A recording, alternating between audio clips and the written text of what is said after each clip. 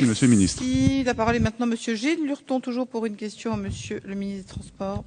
Oui, merci Madame la Présidente. Monsieur le Ministre, l'arrêté du 13 septembre 2013 détermine le nombre de passagers pouvant être admis à embarquer sur les navires de plaisance à utilisation commerciale. Je veux aujourd'hui, Monsieur le Ministre, vous alerter sur les conséquences de cet arrêté pour les bateaux de patrimoine qui font la fierté de notre marine à voile. Classés statutairement comme des navires de plaisance à utilisation commerciale, l'application de l'arrêté à ces bateaux est impossible, sauf à fragiliser durablement les entreprises qui en assurent la gestion. Ainsi, l'article 8 de l'arrêté établit l'obligation de déterminer un nombre maximum de passagers et de définir un plan de placement. De telles dispositions rendent quasiment inexistantes les zones accessibles pour les bateaux de patrimoine. De même, l'arrêté interdit toute possibilité de manœuvrer pour les passagers, alors que c'est l'essence même de leur présence à bord et de ce type d'activité. La fragmentation par temps de navigation est également dénoncée par les professionnels. Un bateau est apte à la mer pour une durée indéterminée en fonction du vent et de la météo, et non pour 3 heures, pour 6 heures, 24 heures de navigation.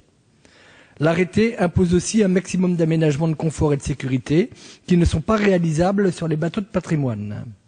Il est regrettable, Monsieur le Ministre, que ces mesures aient été prises sans concertation avec la profession et sans tenir compte des spécificités de ces navires dont l'accidentologie est quasi nulle. Aucune marge de manœuvre n'a été laissée à la profession qui m'a fait part de son désarroi face à une telle méconnaissance de leur métier.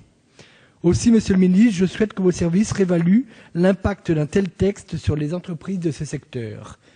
Quelles mesures comptez-vous prendre, Monsieur le Ministre, afin que le plus contraignant dénominateur Common Sécurité ne devienne pas la règle et que ces navires d'exception, souvent prêts à appareiller sur les quais de Saint-Malo, ne soient pas les grandes victimes de cet arrêté? Je vous remercie. Merci. Monsieur le ministre des Transports, vous avez la parole. Madame la Présidente, ministre des Transports, de la Mer et de la Pêche, en l'occurrence, et je remercie Monsieur le député pour cette question qui amène à maritimiser le débat, si je puis me permettre, en attirant mon attention sur les conséquences de l'arrêté, mais j'y reviens immédiatement. D'abord, les bateaux de patrimoine sont une des richesses du patrimoine maritime de la France. Nous y sommes particulièrement attachés. D'abord, la présence sur nos côtes et dans nos ports perpétue une tradition et fait la satisfaction du public qui est extrêmement attaché. Et bien évidemment, je le répète, l'intention du gouvernement n'est pas de fragiliser l'exploitation de ces navires, au contraire, elle est même de pouvoir la faciliter. Le décret, qui est un décret fort ancien, décret du 30 août 1984, commence à dater, relatif à la sécurité maritime, a été modifié le 6 juin 2013 pour relever un certain nombre de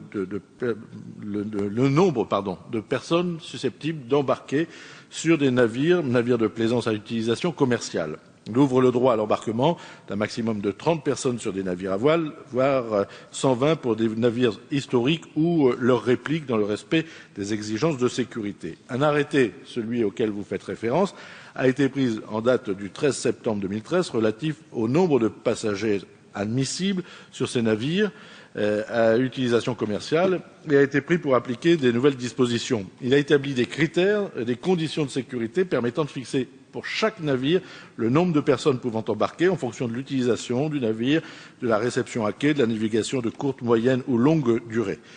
Cette possibilité d'augmenter le nombre de passagers à bord des navires à voile, et particulièrement ceux du patrimoine, est donc une avancée pour le secteur. Mais néanmoins, lors de la publication de l'arrêté, ces avancées n'ont pas toujours été comprises et la formulation des critères a certainement suscité, vous en faisiez état, un certain nombre d'inquiétudes. Et je tiens à préciser qu'il n'est en aucune façon envisagé de définir une place fixe, par exemple, aux passagers lors de navigation, que celle-ci relève de la compétence du capitaine, de même qu'il n'est pas interdit de pouvoir faire participer les passagers aux manœuvres du navire. Donc il y a un certain nombre d'imprécisions, peut-être de rédaction, de maladresse de rédaction sur cet arrêté, et je m'engage auprès de vous à ce que cette rédaction puisse faire l'objet d'une concertation renouvelée et d'une rédaction nouvelle pour lever toute ambiguïté. Merci, Monsieur le Ministre. Monsieur Lurton. Écoutez, Monsieur le ministre, je vous remercie de votre réponse qui, je pense, va être susceptible de rassurer les professionnels de ce secteur. Si effectivement l'arrêté est applicable sur des bateaux modernes, sur les vieux gréements que nous connaissons tous, il me paraissait tout à fait inapplicable compte tenu de la qualité architecturale de ces navires qui font souvent partie de notre patrimoine historique.